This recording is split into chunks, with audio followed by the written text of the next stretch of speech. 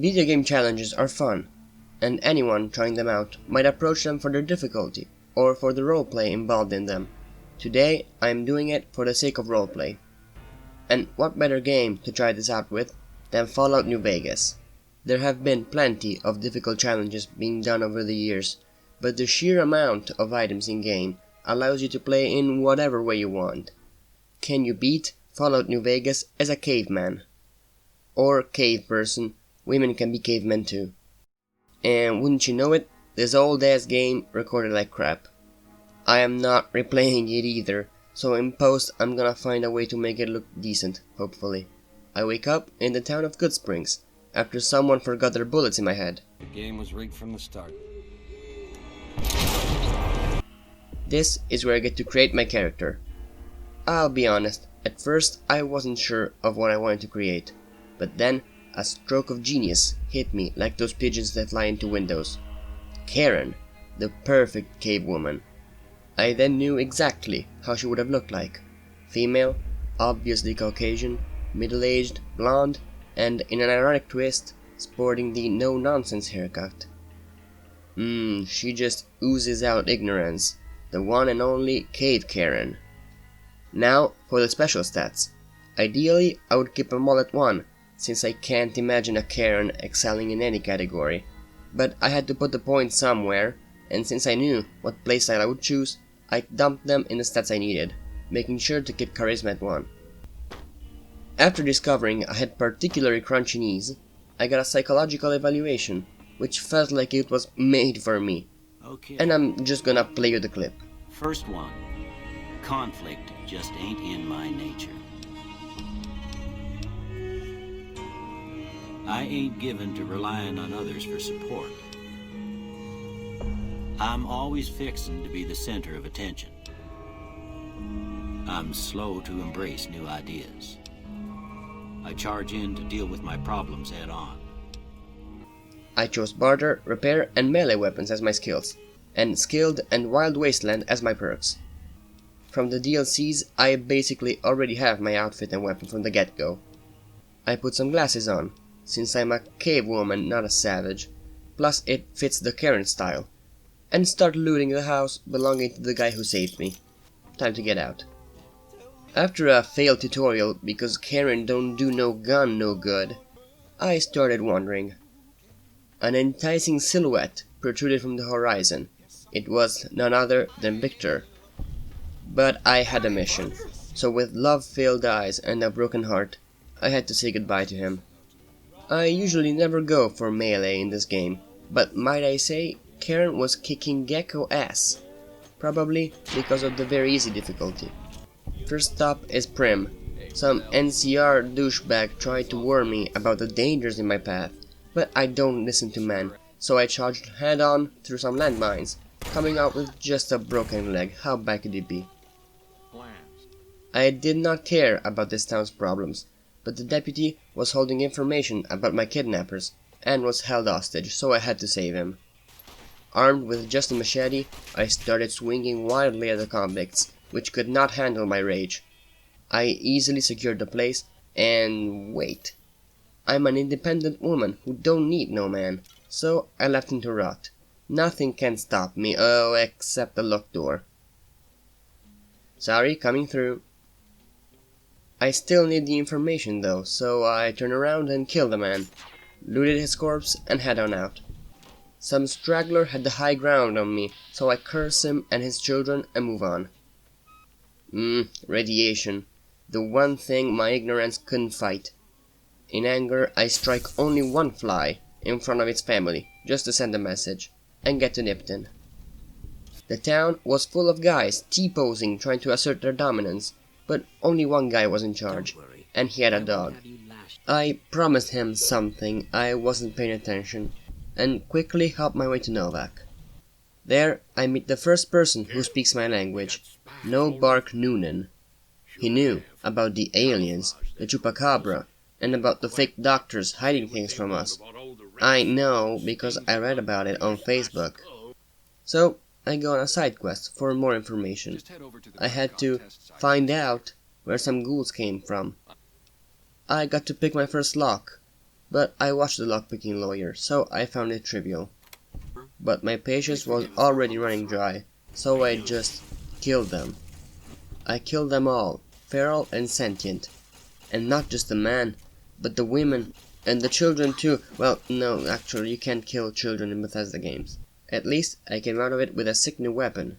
The wild goose chase led me to finally find where I parked my car, and then to Boulder City, where I stepped out of character and managed to peacefully solve a conflict with no bloodshed. I am truly sorry, I don't know what came over me. Now for the fun part. See this NW? This is where I need to go. New Vegas. I randomly found myself near the gun runners, and I had to go on a shopping spree-ish. I just bought one item, a shiny new chainsaw. I just had to get it. I was ready to rip the patriarchy into pieces. Now just the sight of my character should be enough to instill fear in my enemies. It was pricey though, and that would bite me in the ass in just a few moments. To enter the strip, you need 2,000 caps, which I just spent on my weapon. But I know a weakness in the system. Those idiots at the Silver Rush have super expensive weapons on display, and all it takes is just the classic "excuse me, I am just dragging this gun to the toilet, no peeking" technique. Just once. Well, maybe a couple times. Okay, just one more. One more? Okay, I'm done. Your guns? Our guns. In the end, I didn't even need all that money. Just 500 caps for a fake passport, whatever. I enter the strip and someone starts talking to me about bringing weapons in casinos, shady stuff. But from miles away, he must have yelled out loud. I heed his advice and bring my sneaky chainsaw to the tops. It was a bloodbath. One guy didn't even fight back. In the end, I find Benny and his reaction is gold. What in the goddamn? You can probably tell he didn't last long. I finally got my revenge, but I wasn't planning on stopping. I knew that the quickest way to beat the game was siding with Yes Man, so that's where I'm headed. He introduces me to his plan of achieving military independence, a fully independent New Vegas. That meant colliding with both main factions, the NCR and Caesar's Legion. But one thing at a time. First, I followed Mr. House's quest and entered the fort. They took my weapons, and I just had to speak to the manager, or rather Caesar himself. I succeeded in activating the Securitrons for Mr. House, behind Caesar's back. He doesn't even care. Next, I had to determine whether the secondary factions would join me in the final battle or not. First, the Brotherhood of Steel. They can hook you on a series of quests for them if you're not careful. So I exploit a young lady into entering their bunker to bypass this entirely. Next is Red Rock Canyon. Get in and out and you can ignore them. The Omertas are the same. But the White Glove Society? Nah, fuck those guys. Cannibals are scum. So I ironically ripped them to pieces. There was only one faction that I actively wanted to befriend. Of course, I'm talking about the Boomers. For those of you who don't know the game, yes, that's what they are called. At the choke point before Nellis Air Force Base, an old man told me that, quote, I would die if I proceeded, since the Boomers open fire on any and all outsiders. What he doesn't know is that men are nothing compared to Karen's ego, boosted by her sense of entitlement. It doesn't count that I technically died a couple times. That doesn't mean that he was right. I wanted to be idolized by the Boomers, so as soon as I reached them, I did all the quests they sent my way. I basically had to listen to a typical American kid talk about their history. I fixed their power source twice, because apparently they need both solar arrays and nuclear generators, and even killed some ants with a sonic machine doodad technology hard.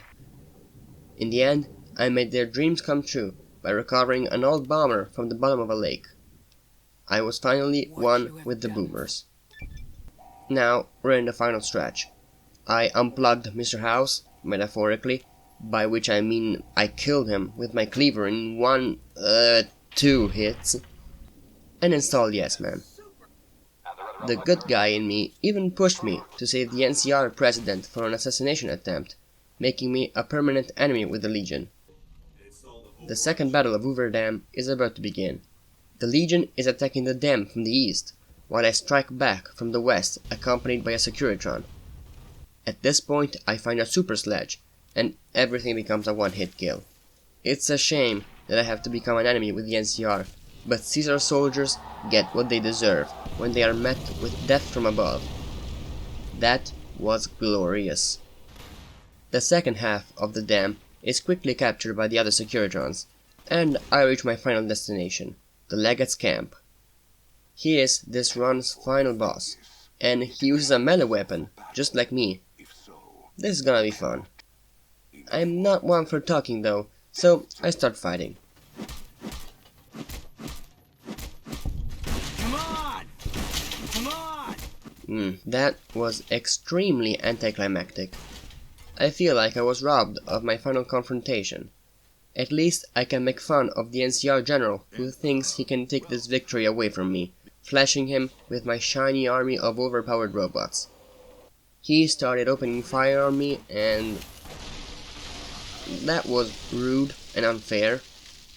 Try again. This time, I just let Yes Man handle them. The ending dialogue opens with the general still pointing a gun at me, and I just beat Fallout New Vegas as a cave Karen. This run was a lot of fun, but since this game is 10 years old by now, it runs like dog crap and crashes a lot, which made it annoying whenever it crashed before saving. But I can't deny the fact that it's one of the best games of all time. I'm looking forward to you guys leaving challenge suggestions in the comments. I'm thinking of trying a Fallout 3 challenge next. Don't forget to like, comment and subscribe. And as always, I will see you in the next video.